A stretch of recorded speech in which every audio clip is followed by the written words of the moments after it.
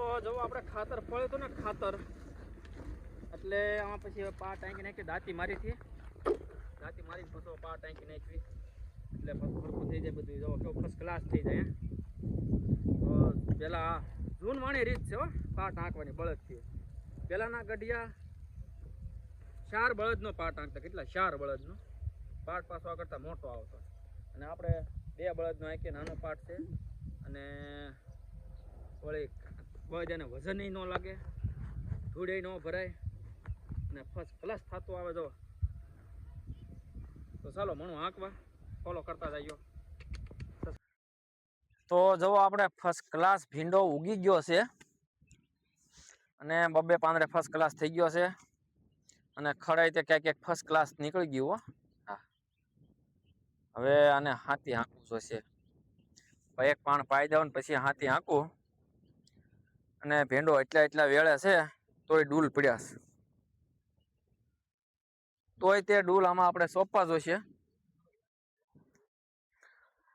અને ઓલચા કારેલી કરી છે એ જે ઉગતી આવે છે અને એને પાછું બીજું પાણ પાઈ દીધું છે એટલે ના ભીનું છે ના આપણે જવાય એમ છે નહીં એટલે આ ભીંડામાં હું કાલો નિરીક્ષણ આપણે કરીએ બધાએ ભેગા મળીને તમે કાંઈકમાં મને માહિતી દેતા જજો હો ભીંડામાં હા એ ભલા માણા ભીંડો છે ને ભીંડામાં આ ખાતર નાખવાનું અને આ રીતે ઝાડો જો કોકે સોંપી દીધો છે હાય જો ખરા ક્યાં હોવા પડશે એવું લાગે જોઈએ એમાં જોઈ લે ડૂલ પડ્યા ને ડૂલ પડ્યા અને ઝાડો સોંપવાના જો બબ્બે પાંદડા થઈ ગયો છે સમયમાં આપણે આનો ઉતારવાનો ટાઈમ આવશે ત્યારે પાછા તમારે જોવો તો પાછા કહેજો 5 કિલો મોકલાવીશ મારા વાલા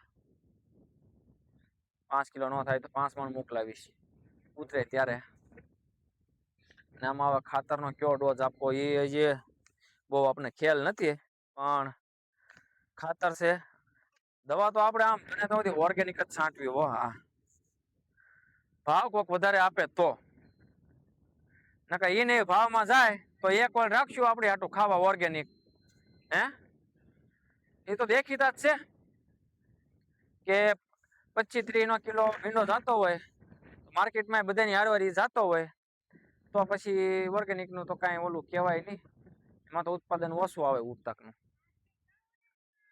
એટલે આપણે જો આ વિચારશું નકર પછી આપણે જે રીતે આંક્યા કરીએ એ રીતે આંક્યા કરશું અને આપણે પૂરતું ખાવા એક વળ એમને રાવા દેવાની છે આપણે એ તો નક્કી કર્યું છે એક વળ પૈસા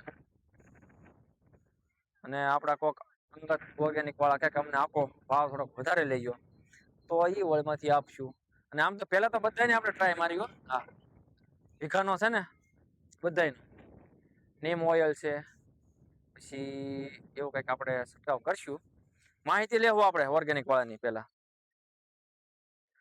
બરોબર ને એટલે ખડમાં આપણે દવા તો છાંટવાની છે જ નહીં હાથી હાંકીને કાઢવાનું છે ખડ અને અત્યારે જો દિયાથીમાની તૈયારી છે હે કેવું મસ્ત વાતાવરણ છે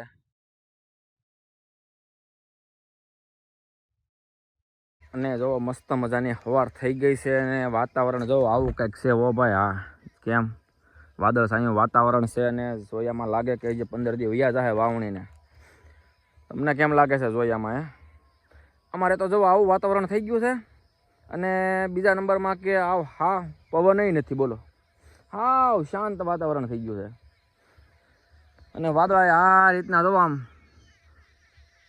કોળ્યા છે હો વાદળા આ થમણી સાઈડ એટલે પાલીતાણા ડિસ્ટ્રિક્ટ તો એમ લાગે કે વરસાદ વરસતો હોય છે તો આ રીતનું વાતાવરણ છે ભાઈ ને હવે આપણે કપાસિયા થોડાક સોંપવા છે પણ સાહ પાઈને સોંપવાના છે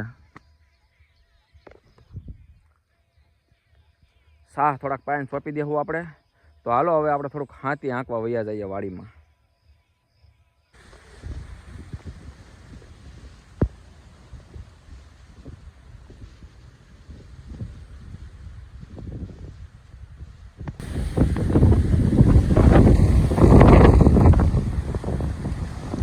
આપણને એમ થાય કે વાવાઝોડું વિશે ખબર તો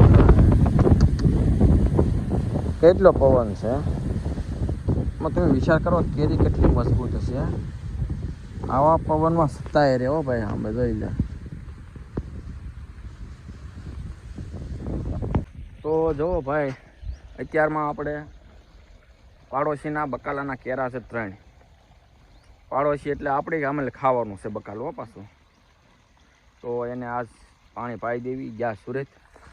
તો જો ધીમું ધીમું પાણી આવે છે, લાઈટ વહી ગઈ છે, 1 કેરો પી ગયો છે અને 2 કેરા જે બાકી છે.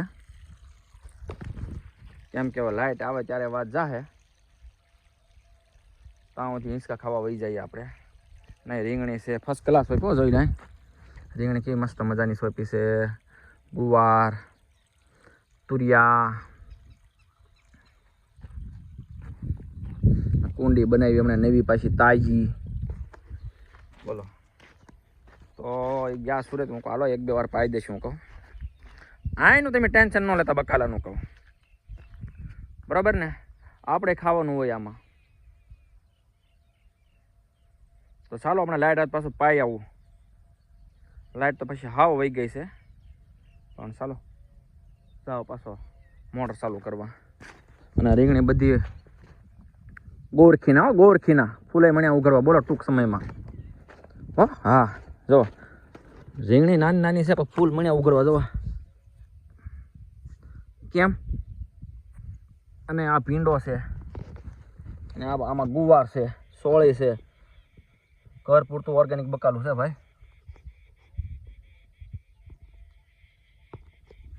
બોલો, એટલું બકાલું હોય ને તો આમાં દવા ન છાંટવી પડે, ખાવા પૂરતી.